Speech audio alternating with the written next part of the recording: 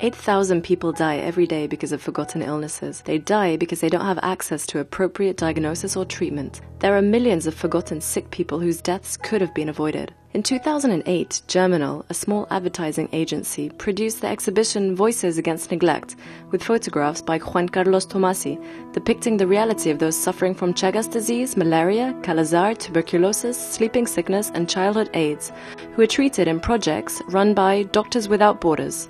As a result of this exhibition, Germinal came up with a proposal for a communication campaign to help us in our work and to bring forgotten illnesses closer to Spanish society. We discovered that 6 out of the 10 top-selling drugs in Spanish pharmacies were painkillers for some sort of ailment or other. A concept was created: other people's pain. Wouldn't it be great if we could all take some pills that would help those who don't have access to medication? We take the pills and they get cured. That is how the idea of producing and selling pills that would cure other people's pain was born. Sales of the pills would help increase awareness of the drama of forgotten illnesses and raise funds that would help Doctors Without Borders continue diagnosing and treating the forgotten sick. October 2008, we really loved the idea. Could it be done? We wanted our pills to be sold exclusively in pharmacies, just like any other painkiller. The first few problems: you can't sell something that isn't actually a medicine as a medicine. There's a European law forbidding it. We insisted, letters, visits. We had meetings with health authorities in each of Spain's individual autonomous communities and managed to convince them all. We got the go-ahead from the Minister of Health. She even sent us a letter. We began working on the campaign. We needed a great commercial, a story that people would relate to. A script was written. It featured an old man, one of those who takes loads of pills every day to cure everything. Our pills are rather like something from one of Luis García Berlanga's films, the most renowned Spanish director. What if we could get Berlanga himself to star in it? Cada día, a la misma hora, comienza el ritual que pretende hacerme inmortal.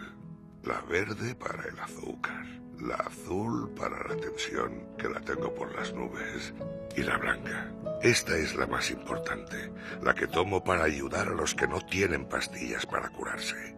Yo le digo a mi nieto que lo que me está curando es esta pastillita, y él me mira como si estuviera loco y me dice: imposible. Pero eso es lo bueno de tener años, que uno puede creer ya en lo que le dé la gana.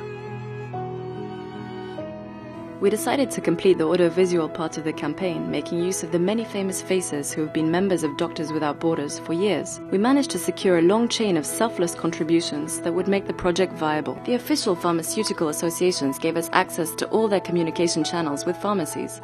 Pharmaceutical distributors undertook to distribute our pills to all the chemists in Spain, and a good number of companies collaborated with us to help keep production costs to a minimum. The company that makes the sweets, the company that prints the packaging, the handling company, logistics firms, and so on. Thanks to the sum of all these contributions, for each euro we receive for every pack of pills, 80 cents will go straight to the work in the field and be used for diagnosing and treating the forgotten sick. We started manufacturing our pills. They'd be mint-flavored. The first batch was 1.5 million units. That ought to be enough for a few months. Canal Plus made a documentary about our campaign and the humanitarian medical work of Doctors Without Borders in the field. We created the campaign website, an informative and interactive platform where people could send prescriptions to all their contacts, diagnose themselves to see how seriously they were suffering from other people's pain, view videos, become an activist, and help make this something big. 11th of November 2010, we presented our campaign at the Madrid Film Academy. We made the news right across the media, press, radio, television. 13th of November 2010, Luis García Berlanga dies. The commercial filmed with him a year earlier was now a kind of posthumous work. All the news programs used our campaign as a tribute to the great film director. During the first week of the campaign, there were 50,000 visits to the website, and the Berlanga commercial turned viral. People used it as an autograph book to send their last message to the director. Spain was hit by a sudden and serious outbreak of other people's pain, and people headed to the chemist to get treatment. Within a month, 1.5 million units had been sold, and the campaign in conventional media hadn't even started yet. We urged manufacturers to produce more packs of pills immediately. At this point, we dreamt about the possibility that other people's pain pills might become the best-selling medication in Spain, and that other people's pain would affect us more than our own. The pharmacies bent over backwards to help with the project, using the boxes of pills in the campaign image in window displays. People really got into the campaign, uploading videos in support of the project, writing songs about it, and other people's pain pills became a popular charitable gift for sharing with friends and family. 3 million pack pills sold during the first 3 months of the campaign. Over 15,000 participating pharmacies, 652,000 website visitors, over 150,000 references on websites, blogs and forums, 575,000 video views on the YouTube channel, 5,000 comments on the website. The most frequently used word was idea, 131,000 fans on Facebook, more than 40,000 followers on Twitter, 500 repercussions in the media in the first month of the campaign, with an estimated audience of 90 million people. And most important of all, 3 months after the launch of the campaign, at Doctors Without Borders, we had been able to put the money raised from the first 3 million packs, almost 3 million euros, into action in a childhood AIDS project in Zimbabwe and a Chagas disease project in Bolivia. The money will allow us to treat 11,000 AIDS patients a year in Zimbabwe, the majority of them children. In Bolivia, the contributions from the campaign will cover the cost of 5,500 examinations to detect Chagas disease and treat more than 4,000 patients.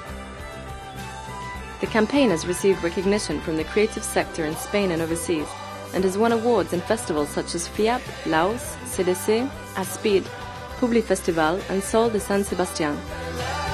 The campaign has received recognition from fundraising managers in the NGO sector all across the country.